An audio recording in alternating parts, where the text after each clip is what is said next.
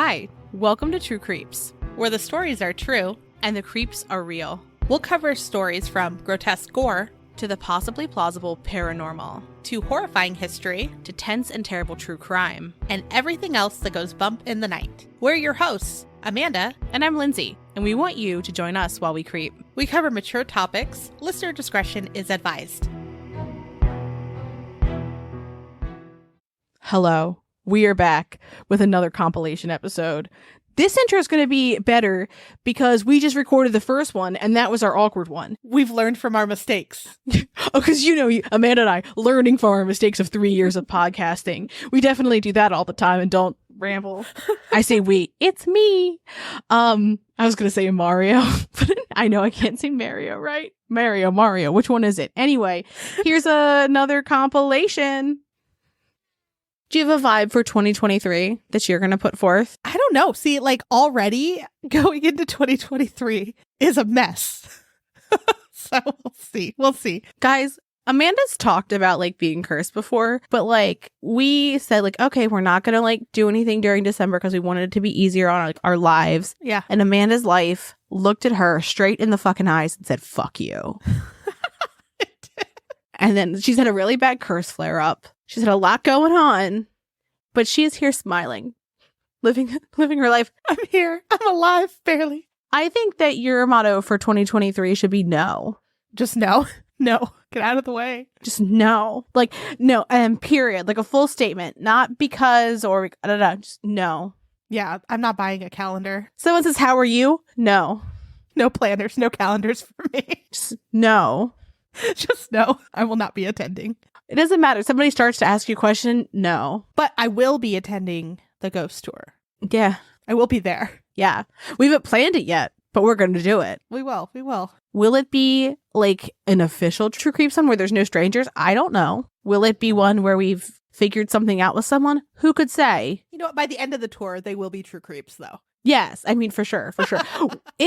If the people who aren't with, say we have a group where there's some strangers, when you go to a restaurant that has a table, I'm thinking specifically Kobe, do you know what a Kobe is? Do you have those there? No. Okay. It's a hibachi restaurant where they cook in front of you, right? Okay. Yeah. And there's 10 seats at the table, but if you don't come with a party of 10, they fill them in. Mm-hmm. So by the end of it, you are strangers who have shared a meal together. So you're that person a little bit, or you've at least watched them eat, I don't know. It feels personal. My point is that these people will have bonded to us. Oh, yeah. Yeah. The ghosts will flock to us. They'll at very least be very annoyed with us. We're going to have one come home with you. No, thank you. A ghost, not a human. That's good, because it sounded like you were talking about kidnapping for a second. I was like, look at you, fresh to the state. Who could know? It's going to be a wild time. Whatever you need, Amanda. Not whatever you need, because I really would prefer not to kidnap anyone. We'll see where the night takes us. Oh, what a wild time promised by Amanda. I absolutely tried to do a segue, and it just became very weird, because I was chatting. Murder. So let's talk about something else for just a moment of time. So they were kind of out in the middle of nowhere. And while they were out there, the description of the creature that they saw was that it was tall, thick, and had shaggy fur, sort of like a thick cat in build, or perhaps a thin bear. Okay. It also had glowing red eyes, and it made a creepy howling noise. Who is making the thick cat, thin bear spectrum of size for large animals? It's just a really specific spectrum. Okay, well, the thick cat, thin bear spectrum. That's another thing I want you to make. Thick cat, thin bear. It has half a cat, half a bear. Oh, I just wanted text, thick cat, thin bear, and no context. No context at all. A tiny True Creeps logo, but not enough for it to make any sense. Thick cat, thin bear. Yes. I'm not going to stop you. I mean, I wouldn't let you be my doctor. No one could stop me, and I am your doctor. I am your doctor. That felt like a threat, didn't it? Oh, it definitely was. I'll see you next week. So let's start in the 19th century when a drunk man decided it would be cool, to hang out in a whale's carcass, as one does. As you do. And he was there for a few hours and he was like, my rheumatism, a lot better now. Yeah, and I'm also sober now. Yeah, I'm sober now. My rheumatism's better. It's probably because I was hanging out in a whale carcass. And rheumatism, if you don't know, is a condition that causes pain and swelling in the joints. It typically affects places like the hands, the wrists, or the feet. The story and the cure first appeared in Australian newspapers in 1894, which it's long ago, but it's not long ago enough. Agreed. It then spread to New Zealand, America, and Europe. And then this became a practice for a while.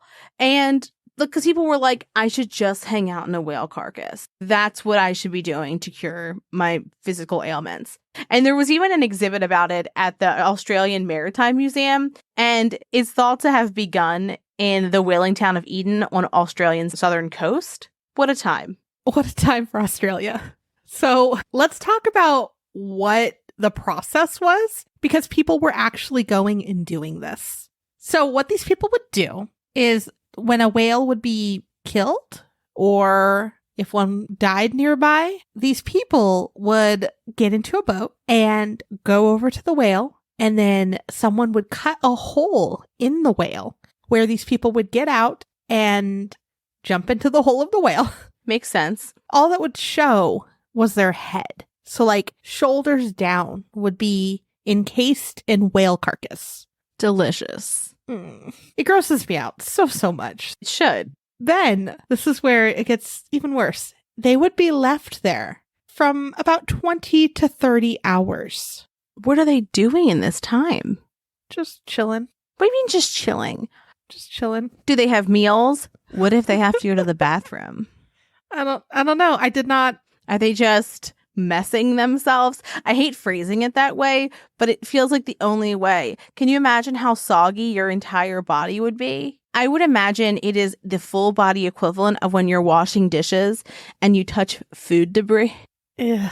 And I'm like wiggling my fingers at Amanda in like discomfort. That's what I imagine, is it's your whole body feeling that way. Right. I was like, 20 to 30 hours is quite a long time. I don't know if they broke that up, because when I was researching it, it looked like it was for 2 hours, but then every other place said 20 to 30 hours for it to really, really work. So I'm like, that's a really long time. And we're going to talk about where these people would go to get this done in a moment. But I guess what would happen is a decomposition of the blubber of the whale would then like close around the body and act like a huge poultice. I think I would faint. I would throw up. Oh, absolutely. Yeah, we're just like making faces because it's so gross. Then I would be stuck in it. Mm-hmm. They're not going to use one whale for one person. So then you're all around. Yes, all around different people. And everybody's peeing into the whale. Oh, yeah. And everyone's throwing up on the whale. This is just I am really upset. I'm upset. Yes. It's believed that the heat and the gases produced by the whale's decomposing body would create kind of like a sweatbox environment, just to make you throw up a little bit in your mouth. Sweatbox. And it was believed that this would then bring relief from the aches and pains for up to a year. So like, they're like, okay, I can go through hell for a little bit, but I'm going to feel good for a year after. I want you to picture this. You've got achy joints and you decide that for 30 hours, you are going to go sit in the decomposing body of a massive creature, here a whale, with a bunch of other fucking people, chilling, presumably pissing and possibly pooping yourself in this whale with other people. There is no way you are going to admit it didn't work. So for at least a year, you can fake it. But after that year, you're like, ugh, it must be coming back. Like, I would be intrigued on how many people did it twice. That's true. That's a good thought process. I think that I would lie. If I did something that was that intense of an option, I would not be like, and it didn't even work. I feel like it's a toss-up, right, on what people would do. What I would personally do is shriek in unintelligible words until Ben came home, honestly. Maybe stand on something, maybe stand on top of the toilet and fall and hit my head. I don't think there would be any logical part of my body. Like, I would think I would leave my body. I have a story about that when we come to spiders. Yeah, I mean, again, very fair. But I can't stress to you that I would be indefinitely screaming if Ben happened to not be home. I would just be like, I guess I'll scream for the next 6 hours. I would try to like keep it as a pet. A weird toilet rat. That would be its name, toilet rat. They're so cute with their little hands. The judgment on my face right now for Amanda and her toilet rat. It's not its fault. You're right. It's not its fault that it's a toilet rat. Tell me, I almost said wacky, windy, inflatable boys. Why? Why were they 12-year-old boys? 12-year-old boys on the brain. Boys, not men. Oh gosh. Okay. We need a new unit of measurement. No, we don't. I'm just getting used to this one, apparently.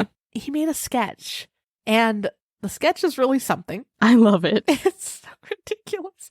I wish he would have included the weird eyes, because he made this like alien-like figure holding a tree with its, what'd you call them?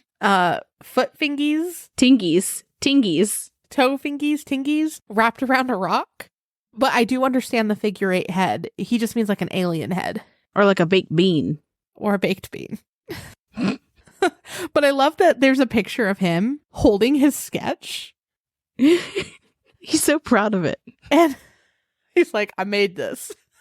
Also, like, I like the details in this sketch because this is either a small tree or this is significantly larger. I think it's just a small tree, but there's like flowers next to him and like a rock that vaguely resembles a scrotum in front of the tree. 2 rocks, honestly, that kind of look like scrotums, if I'm being real with you. But the tingies do, in fact, appear molded to scrot rock. They do. He did a good job depicting that. The flesh bean. Stop. Can't even talk anymore. Peach bean. One might say it's Peachy bean.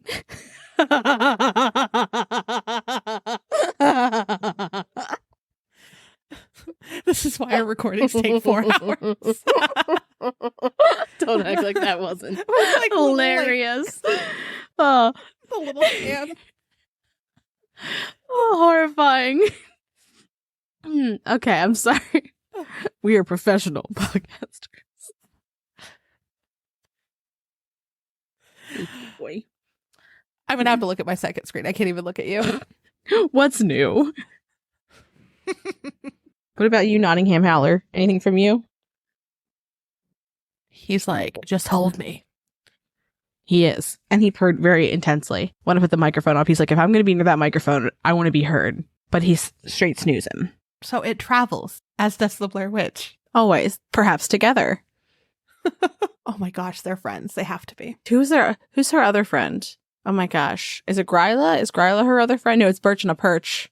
Birch on a Perch was, a Jersey Devil. Was her pet, right? And Jersey Devil.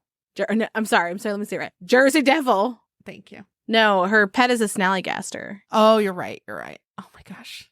Okay, so like just to reframe, the Blair Witch, a traveling being as she is, has visited the Jersey Devil, has watched Amanda and I get wide in the Pine Barren Sugar Sand, which is a lot like quicksand. We're going to pull so many references out. Are you ready? And then I forgot about that. The Blair Witch's pet is the snallygaster, which might just be a bird with an octopus in its mouth, but maybe it's not. And is best friends with the Muggy-On monster from Arizona. Perfect. There we go. I mean, look, Amanda, I'm not saying that we have to pick our own, but if I'm in Maryland, I'm the Blair Witch. No, you're not. You won't even go see her. I've seen her. I've been there. I've been to Burkittsville. I've camped in those woods. You have not. Yes, I have. You were saying you wouldn't even go. Now? No, I camped in a treehouse camp there as a youth. Yeah, but do you have the Blair Witch symbol made out of, in my head, it's from Burkittsville sticks in your home? No, because I am her. Amanda's pissed. She's like, how fucking dare you? No, you're not. Don't do this. All I wanted last time was to go to Burkittsville, and no one would take me to Burkittsville. I love that everything just comes back to the Blair Witch. Because I was there. I was here already. Oh my gosh. I was here already. I didn't need to go to Burkittsville because I was the Blair Witch. We'll talk about this later. I need you to know. I need someone, maybe it's you, maybe it's me, someone to draw a muggy on. And he's wearing a crop top that says Silver Fox. The hair is pristine and he's holding a brush. Holding a brush, and I want his nails done. Nails done. And maybe there's also a pile of brushes next to him. Barbie pink. That are not broken. From all the things that he's stolen. Yeah, I think that's fair. Yeah, perfect. It also has a live mountain lion with a collar that says Muggy's babe. You know what I mean? Like, it's clear that he kept those cubs as pets and did not eat them. I like that more. Yeah. That's what, sorry, we're rewriting this entire fucking thing. Sorry. Just want to go fuck this one kid. He lives by the windmill alone. Maybe he earned it. Maybe he's the little shitbird. The lonely windmill boy. Oh. And that would be another ghost that would be there. I made myself sad. Okay. The lonely windmill boy doesn't exist, though. So we don't need to be sad. So, in true Creeps fashion, before we started recording, the animal distribution system chose one of us. And I say one of us, but I'm the proxy. My parents called and were like, hey, can you come over really quick? Wear shoes, don't bring your dog. And I was like, okay. So I went over and there was a mama cat and a kitten. And the kitten was like 5 weeks old. And the mama cat was like under a year and very sweet. And so in a short period, they might be my babies. In short, Lindsay just adopted 2 cats today. I love it. They're adorable. They're getting their like health check and such, and then we will adopt them so long as everything is good. And yeah, but very cute. We'll put pictures on our Instagram. The kitten is a fucking adorable. He has the cutest little face. And cuter even because I think he liked me more than Ben. So that makes him extra cute. Yeah. Done it. Perfect. That's why we got our puppy, is because he preferred me over Mike. Yeah. You need an animal. Moo likes me more, but like she loves Ben and she'll choose him over me sometimes. But all of the cats choose Ben right now. Like they're all like, those are his girls. So I think Mama Cat will also end up being his as well. Because she was like, hello, sir. He like picked her up and put her on his lap. And like, she sat there like, sweet girl. Well, you'll finally have your boy. Yeah, I need a boy. But anyway, we're talking about Chupacabra today. And is that his name? Oh my God. I don't dislike it, but I feel like it doesn't suit him because his little hiss, he seemed a little chupacabra-y. Well, but all of the, like, for the most part, I don't think he fits it because he doesn't have like red eyes and he's not hairless, you know? It still works. You named my dog Jason. Yeah. Look, you call this kitten whatever you want. Okay, so perfect. I'm assuming it was a fun time again, you know? It's always a fun time. It definitely was. For sure. It definitely was. This one, if the other one wasn't, this one was. Yeah, that. Yeah. This time you say, and I'll say.